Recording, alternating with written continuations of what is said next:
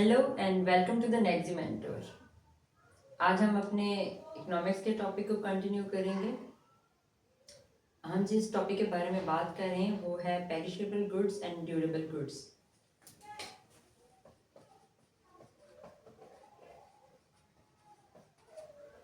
Perishable goods and on the other side durable goods. ये सारे छोटे छोटे टॉपिक्स हैं जो कि इकोनॉमिक्स के बड़े टॉपिक्स को स्टार्ट करने से पहले हमें अंडरस्टैंड करना होते हैं, इसलिए हम इन छोटी छोटी डेफिनेशंस को इनिशियली अंडरस्टैंड करने की कोशिश कर रहे हैं। पेरिशेबल गुड्स वो गुड्स होती हैं जो कि बहुत डेलिकेट होती हैं और वो ज़्यादा देर तक स्टोर नहीं की जा सकती क्योंकि वो ख़राब हो जाती हैं और उन्हें जो है प्रोड्यूसर को सेल आउट करना ही होता है, बिकॉज अगर वो रखेगा भी तो वो ज़्यादा देर स्टोर नहीं रहेगी और वेस्ट हो जाएगी। तो पेरिशेबल गुड्स वो हैं, फॉर एग्जांपल हम ले लेते हैं ब्रेड को, हम लेते हैं पोटैटो को, हम ले लेते हैं सब्जियों को। तो इस तरह की चीज़ें जो कि एक दो दिन के अंदर या 3-4 दिन तक ही हार्डली सेव हो सकती हैं, वो पेरिशेबल गुड्स में आती हैं। वाइल ड्यूरेबल गुड्स जो है वो लंबे अरसे तक चल सकती हैं, उनमें कोई इतना प्रॉब्लम नहीं आता, तो इनकी डिमांड साइड पे अफेक्ट चेंज आएगा। तो पेरिशेबल गुड्स जो हैं वो क्योंकि डेली बेसिस पे ही डिमांड की जाती हैं, उनकी प्राइस और क्वांटिटी का रिलेशनशिप थोड़ा डिफरेंट है, और ड्यूरेबल गुड्स लंबे अरसे तक चलती हैं तो उनका थोड़ा डिफरेंट रिलेशनशिप है। क्या रिलेशनशिप है प्राइस और क्वांटिटी का, इसको अंडरस्टैंड करने से पहले हमें थोड़ा बहुत ग्राफ्स का आइडिया होना चाहिए। नॉर्मली ऐसा होता है कि स्टूडेंट्स को ग्राफ की अंडरस्टैंडिंग नहीं है और उसकी शेप का आइडिया नहीं है, तो इसकी वजह से वो किसी भी टॉपिक को अंडरस्टैंड नहीं कर पाते।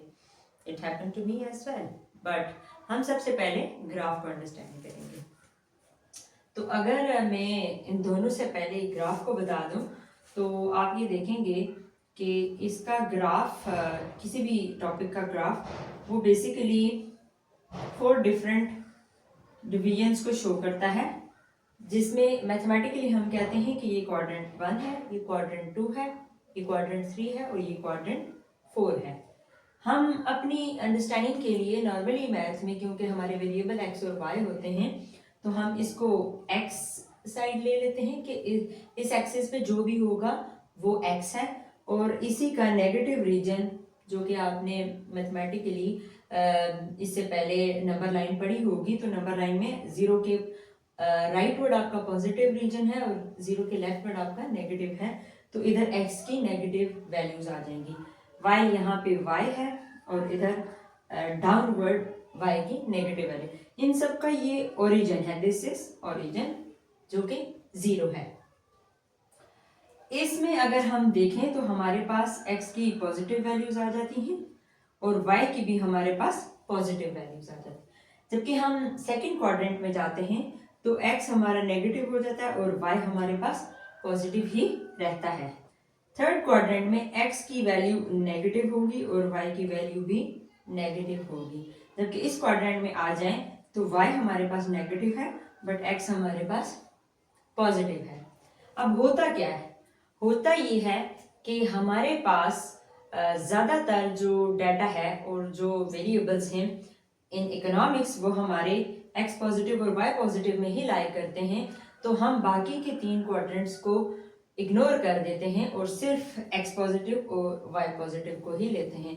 फॉर एग्जांपल हम वीट की प्रोडक्शन को ले लें कि गंदम कितनी एक साल में बनी है या पिछले 4-5 सालों में बनी है, तो ऑब्वियसली ईयर भी बढ़ रहा है और जो गंदम की क्वांटिटी अगर मैं y पे ले लूँ तो वो भी इंक्रीज कर रहा है। वन मोर थिंग कि ये जो हमने एक्स वाई लेबलिंग की है ये है क्या, इसकी जगह हम कोई भी सब्जेक्ट जो स्टडी कर रहे हैं उसमें हम करते क्या हैं कि यहाँ पर लेट सपोज मैंने ईयर्स ले लिए हैं और इधर मैं वीट की प्रोडक्शन ले लेती हूँ कि कितना वीट प्रोड्यूस हुआ है, तो ईयर्स भी इंक्रीज हो रहे हैं और वीट भी इंक्रीज हो रहा है। इसको अंडरस्टैंड करने के लिए हम फिलहाल सिर्फ ये वाला रीजन लेंगे यानी कि x का भी पॉजिटिव रीजन और y का भी पॉजिटिव रीजन। आगे बढ़ते हैं, हम ये देखेंगे कि अगर हमारे पास x पॉजिटिव है और y पॉजिटिव है तो हम इसको अंडरस्टैंड कैसे करते हैं। ये आपका 0 है, 0 के बाद आप लेट सपोज यहाँ पे 1 2 3 4 5 6 7 8 9 10 11 12 सो ऑन कंटिन्यू करेंगे और आप इसको इंक्रीजिंग एरो हेड से शो भी कर सकते हैं। Same goes with y, y पे कोई भी वेरिएबल है तो 1 2 3 4 5 6 7 8 9 10 11 एंड सो ऑन। ये कैलिब्रेशन डाटा के हिसाब से चेंज होती है, ये डिस्टेंसेस भी आप डाटा के हिसाब से चेंज करते जाएंगे। यहाँ पर अगर मैं अभी जैसे कि वीट की बात कर रही थी और ईयर्स की बात कर रही थी, तो हम यहाँ पर क्या लेंगे, हम इस डाटा को इरेज कर देंगे और हम बात करेंगे लेट सपोज कि अभी कैलिब्रेशंस में थोड़ी सी इसकी डिस्टेंसिंग कम कर थोड़ी बढ़ाती जाऊंगी और मैं यहाँ पर बात करती हूँ कि 2000 में वीट की प्रोडक्शन क्या थी, 2001 में, 2002 में, 2003 में एंड सो ऑन। वाइल इस एक्सिस पे अगर हम बात करते हैं तो हम अपनी अंडरस्टैंडिंग के लिए जो डाटा ले रहे हैं उसमें हम बात करते हैं कि वीट टन्स में प्रोड्यूस हो रहा है या फिर उसको प्राइस के साथ कन्वर्ट कर लेते हैं तो फिर क्या होगा। तो हम कहते हैं कि 500 tons, 1000 ton, 1500 tons and 2000 tons and so on to 2500 tons and 3000 tons, जो भी कैलिब्रेशन होगी। अगर हम देखें तो यहाँ पर एक एक साल का डिस्टेंस आ रहा है, जबकि इस तरफ हमारे पास 500 से 1000, 500, 500, 500, 500 का गैप आ रहा है। It could be any sort of gap depending कि आपके डाटा की वैल्यूज किस तरह की हैं। ग्राफ हम इसीलिए बना रहे हैं कि हम एक बड़े डाटा को बहुत पिक्चराइज फॉर्म में बहुत छोटा सा करके देख रहे हैं जिससे हमें सब कुछ फौरन से समझ आ जाए।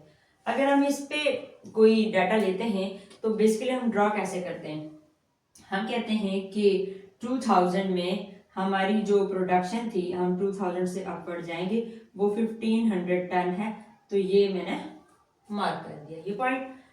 देन हम बात करते हैं कि 2001 में इट वाज 1700 टन, तो हम थोड़ा ऊपर की तरफ चले जाएंगे 16 17 समथिंग लाइन हेयर, तो ये हमारा 1700 टन हो जाएगा। और लेट सपोज कि 2002 में हम कहते हैं कि 2500 टन है, तो आपने सेम पॉइंट्स पे आगे की तरफ मूव करते हुए डॉट यहाँ पे ड्रॉ करना है। अब ग्राफ बेसिकली होता क्या है कि हम इन पॉइंट्स को कनेक्ट करते जाते हैं और फिर हम जो मार्जिन हमने अपनी अंडरस्टैंडिंग के लिए ड्रॉ किए थे हम उसको रिमूव कर देते हैं और हमें ये शेप मिली है जो शो कर रही है कि 2000 से 2001 में वीट की प्रोडक्शन स्लाइटली इंक्रीज हुई है, 2001 से 2002 तक बहुत ग्रेटर चेंज आया है। Hope you are understanding it. इस ग्राफ को अगर हम देखते हैं तो हमें पता चलता है कि ईयर्स भी इंक्रीज हो रहे हैं एक्स एक्सिस पे और इधर वीट की प्रोडक्शन भी इंक्रीज हो रही है। तो बेसिकली हमने एक्स एक्सिस को एक्स पॉजिटिव नहीं यहाँ पे अब लिख लेना है ईयर्स, और यहाँ पर हम y पॉजिटिव के बजाय हमने वीट लिया है तो हम कहते हैं कि ये वीट की प्रोडक्शन है। लेट सपोज के ड्यू टू हैवी रेन 2003 में वीट नहीं प्रोड्यूस हो सका और हमने किसी और कंट्री से बोरो किया है, तो वो हमारे पास अगर हम वीट को डाउनवर्ड ले जाए नेगेटिव में और हम कहते हैं कि हमने 1000 टन जो है, यहाँ पे कहीं 500 भी आ रहा होगा लेकिन ये नेगेटिव है, तो हमने बोरो किया है, हम इससे ऑनवर्ड जाएंगे और यहाँ से हमारा ग्राफ 2003 में इस पॉइंट पे आ जाएगा और ये डिफरेंट पॉइंट्स को आप कट शॉर्ट भी कर सकते हैं अपनी अंडरस्टैंडिंग के लिए। तो हुआ क्या है कि वीट की डिक्लाइन कर गई है और नेगेटिव रीजन में चली गई है, जो हम देखना चाह रहे थे कि नेगेटिव कब पॉसिबल होता है।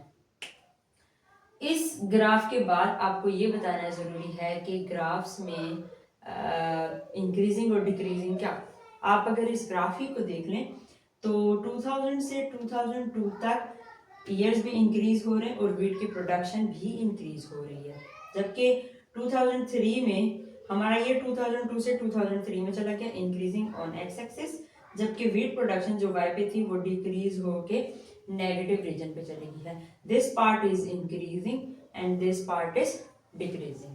तो ग्राफ्स की शेप जो है वो बेसिकली डाटा पे डिपेंड करती है कि आपने किस किस्म के डाटा को प्लॉट करना है। इससे पहले आपने ग्राफ्स की डिफरेंट शेप्स वगैरह पढ़ी होंगी और ग्राफ बनाने के तरीकाकार जो कि बेसिकली स्टैट्स का सब्जेक्ट है।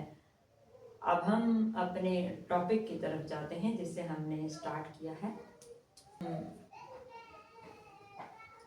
हम बात कर रहे थे पेरिशेबल गुड्स की। तो पेरिशेबल गुड्स के लिए बेसिकली ग्राफ किस तरह का होगा कि हमारे पास एक्स एक्सिस पे हम ले लेते हैं क्वांटिटी को,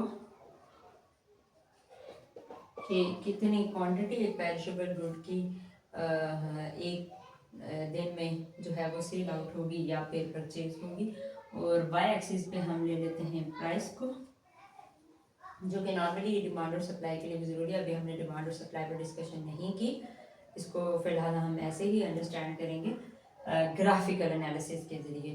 तो जनाब नॉर्मली जो है एक डिमांड कर्व वो हमारा डाउनवर्ड स्लोपिंग होता है और एक सप्लाई कर्व जो है वो अपवर्ड स्लोपिंग होता है। तो पेरिशेबल गुड जब मार्केट में आ जाती है तो आप इसकी डे टू डे प्राइसिंग को चेक करते हैं। एक पेरिशेबल गुड लेट सपोज कि टमाटर मार्केट में आ चुके हैं और प्रोड्यूसर को या सेलर को पता है कि अभी सबको टमाटर की ज़रूरत है, तो वो अगर आप क्वांटिटी जो है 1 kg, यहाँ पे मैं लिख लेती हूँ कि केजी में हमने लिखा हुआ है और this price is in rupees. तो 1 kg, 2 kg, 3 kg, let's suppose this is 4 kg and then we have 5, 6 and so on। और वाई एक्सिस पे हम कहते हैं कि जनाब it's 50 rupees, it's 100 rupees and 150 and 200 and 250 so on। हम बात करेंगे कि जब सेलर को पता है कि एक दिन जब शुरू हुआ है वो टमाटर सेल करता है तो उसको पता है कि टमाटर का कंज्यूमर तो बहुत ज़्यादा अवेलेबल है, तो अगर आप 1 kg मांगेंगे मे बी वो आपको 50 चार्ज करे, जब आप 3 kg मांगते हैं तो मे बी वो 100 प्लस आपको चार्ज करे। उसको पता है कि लेने वाले मौजूद हैं तो वो अपनी प्राइस को बढ़ाता जाएगा और this is the convenient price के जिस पे वो एग्री है ख़रीदने वाला भी और देने वाला भी। बट कुछ टाइम के बाद जब टमाटर मार्केट में लेट सपोज कि उसके ख़त्म हो जाते हैं शाम के करीब, तो उसके बाद जो इसका सप्लाई कर्व है वो वर्टिकल हो जाएगा, बिल्कुल स्ट्रेट। मीन्स के अब क्वांटिटी वही है, for example this is 5 kg या 5.5 kg, तो इसके बाद प्राइस 200 से ऊपर जा रही है, फर्दर कोई क्वांटिटी नहीं है क्योंकि मज़ीद सेल करने के लिए कुछ भी नहीं बचा, तो इसका जो सप्लाई कर्व है वो वहीं पे रुक जाएगा, मज़ीद कोई क्वांटिटी सेल आउट नहीं हो सकती। ये था पेरिशेबल गुड के बारे में ग्राफिकल एनालिसिस के साथ explanation. Hope you like it, thank you.